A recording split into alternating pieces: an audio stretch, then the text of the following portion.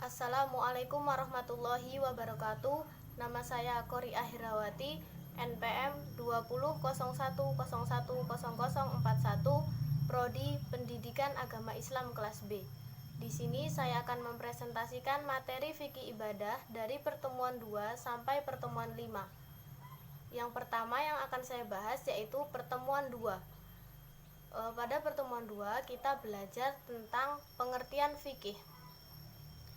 Fikih berasal dari bahasa Arab yaitu faqiha yafqahu faqihan, yang artinya paham yang mendalam.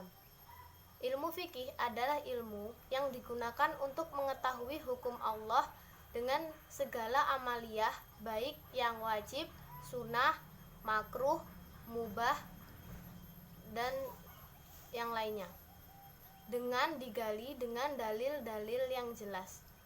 Pengertian fikih ini saya dapat dari buku yang ditulis oleh Zainal Abidin yang berjudul Fikih Ibadah pada halaman 1.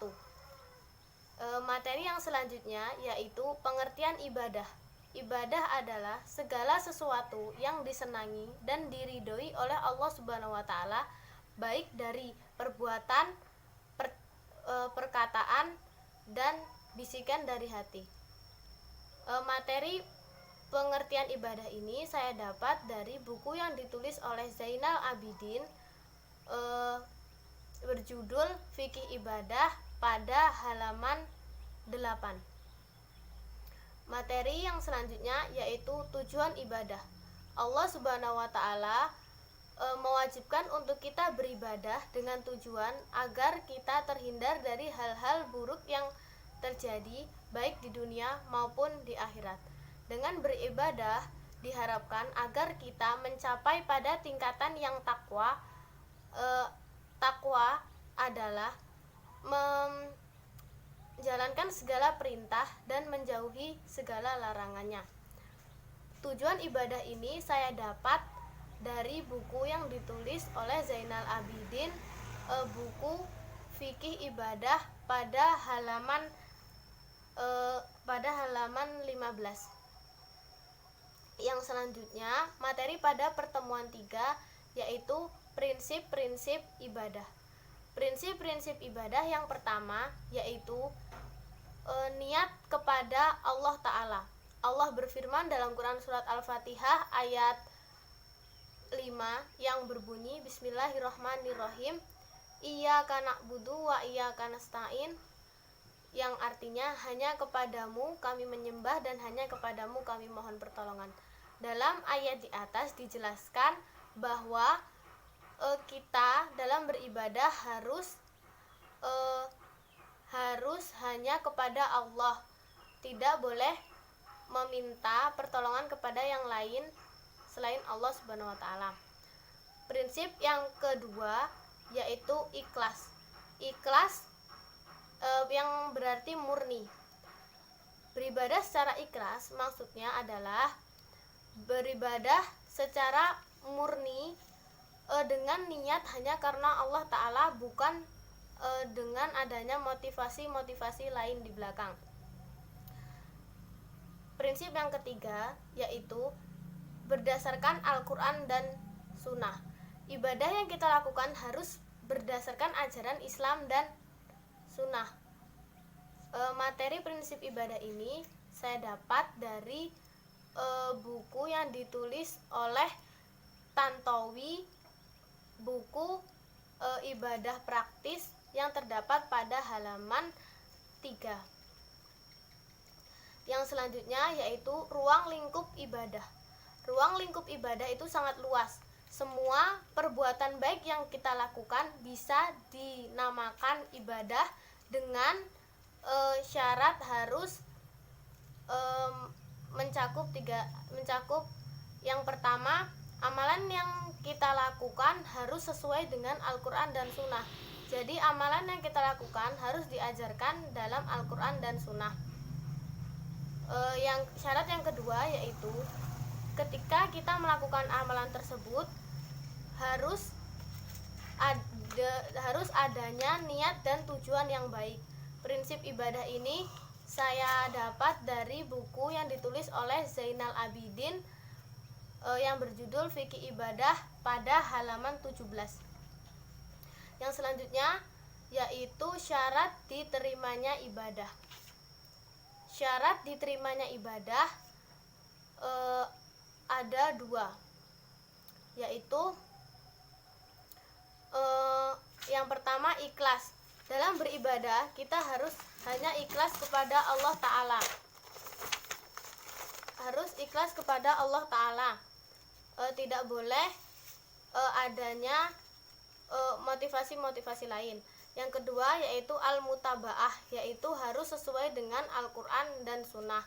Materi syarat diterimanya ibadah ini saya dapat dari buku yang ditulis oleh Syukri Azwar Lubis, Pendidikan Agama Islam, pada halaman 116. Dasar yang selanjutnya pada pertemuan 4 yang kita bahas adalah dasar hukum pelaksanaan ibadah.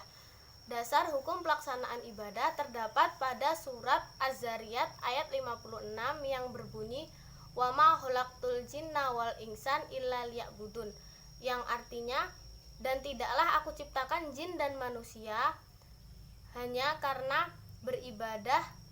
supaya beribadah kepadaku.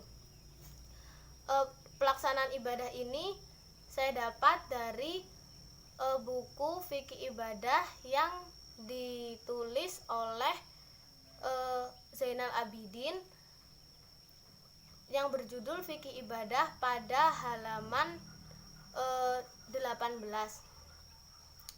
Materi yang kelima yaitu materi tentang toharoh jasmani dan rohani. Toharoh secara bahasa yaitu bersuci, secara istilah yaitu membersihkan anggota badan dari hadas dan najis sesuai dengan cara-cara yang sudah disyariatkan oleh agama Islam. Toharoh ada dua, yaitu toharoh jasmani dan rohani. Toharoh jasmani adalah toharoh yang membersihkan anggota tubuh dari hadas dan najis. Toharoh rohani adalah toharoh yang digunakan untuk membersihkan rohani atau membersihkan hati kita dari penyakit-penyakit hati, misalnya syirik, dengki, iri, dan lainnya dengan cara bertauhid dan melakukan amal soleh. Toharoh ada 3 macam, yaitu toharoh ada 3 macam, yaitu berwudu, mandi, dan tayamum. Yang pertama tayamum. Tayamum adalah digunakan untuk membersihkan hadas kecil dengan cara menggunakan debu, dengan catatan mendesak tidak ada air. Yang kedua yaitu berwudu. Berwudu digunakan untuk menghilangkan hadas kecil dengan cara seperti biasa kita lakukan berwudu sebelum sholat. Yang selanjutnya mandi wajib. Mandi wajib digunakan untuk menghilangkan hadas besar seperti menstruasi, sehabis mimpi basah, dan nifas setelah melahirkan. Dasar hukum toharoh terdapat pada surat Al-Baqarah ayat 222 yang berbunyi innallaha yuhibbu tawabina uhibbul mutatohirin, yang artinya sesungguhnya Allah mencintai orang-orang yang bertaubat dan mensucikan diri. Materi toharoh ini saya dapat dari buku yang ditulis oleh Zainal Abidin yang berjudul Fikih Ibadah, terdapat pada halaman 21.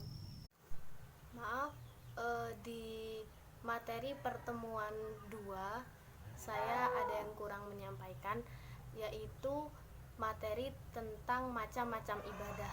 Jadi ibadah itu dibagi menjadi 2 macam. Yang pertama ibadah mahdoh dan yang kedua ibadah khairu mahdoh. Ibadah mahdoh adalah ibadah yang dijelaskan tata caranya di dalam Al-Quran dan hadis. Contohnya seperti ibadah sholat, zakat, puasa. Sedangkan Ibadah ghairu mahdoh adalah ibadah yang belum atau tidak dijelaskan tata caranya di dalam Al-Quran dan hadis. Contohnya seperti belajar, seperti tolong menolong. Jadi ibadah ghairu mahdoh ini seperti ibadah yang isinya adalah perbuatan baik yang bisa dihitung sebagai ibadah. Macam-macam ibadah ini saya mendapatkan materi dari buku yang ditulis oleh Zainal Abidin yang berjudul Fikih Ibadah yang terdapat pada halaman 17. Sekian dari saya, kurang lebihnya saya mohon maaf. Saya akhiri. Wassalamualaikum warahmatullahi wabarakatuh.